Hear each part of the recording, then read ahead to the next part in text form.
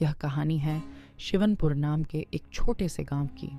शिवनपुर में हर साल सर्दी पड़ती थी, लेकिन इस बार सर्दी और बारिश ने मानो कहर बरपा दिया था। चारों ओर घना कोहरा, ठंडी हवाएं और बार बार कड़कती बिजली। ऐसा लग रहा था जैसे सूरज ने गांव आना ही छोड़ दिया हो। गांव के लोग अपने अपने घरों में आग जलाकर बैठे रहते थे।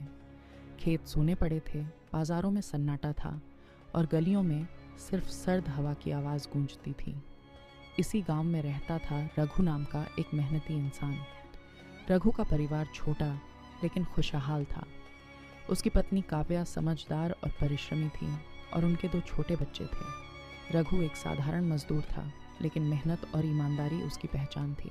सुनते हो, आज बारिश रुकने का नाम ही नहीं ले रही। छत से पानी टपक रहा है। अगर जल्दी मरम्मत नहीं हुई तो घर खराब हो जाएगा।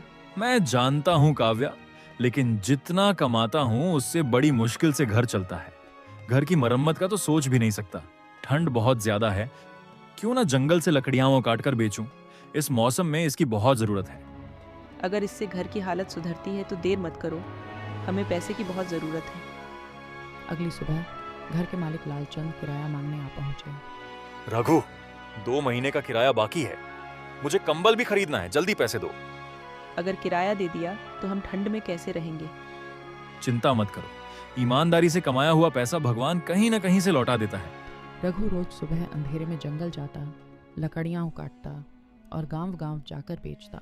बेटा, अभी पैसे नहीं हैं, फसल कटेगी तब दूंगा। कोई बात नहीं काका, जब मन करे दे देना। गांव में एक और लकड़हारा था, भानु।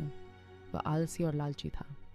रघु की बढ़ती तरक्की भानु को अंदर ही अंदर जला रही थी। देख रही हो, रघु हमारी रोजी रोटी छीन रहा है।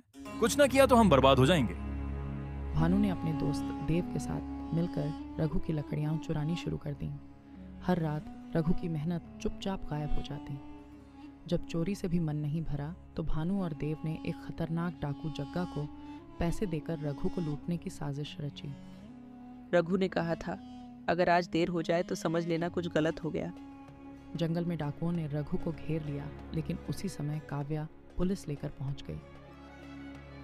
हथियार नीचे रखो, कानून से कोई नहीं बच सकता। डाकू डर गया और पूरी सच्चाई बता दी। भानु और देव गिरफ्तार हुए, डाकू जेल गया और रघु सुरक्षित अपने घर लौटा। वो कहते हैं ना, जो दूसरों का बुरा सोचता है वह खुद अपना ही नुकसान करता है। मेहनत, ईमानदारी और सच्चाई कभी हारती नहीं।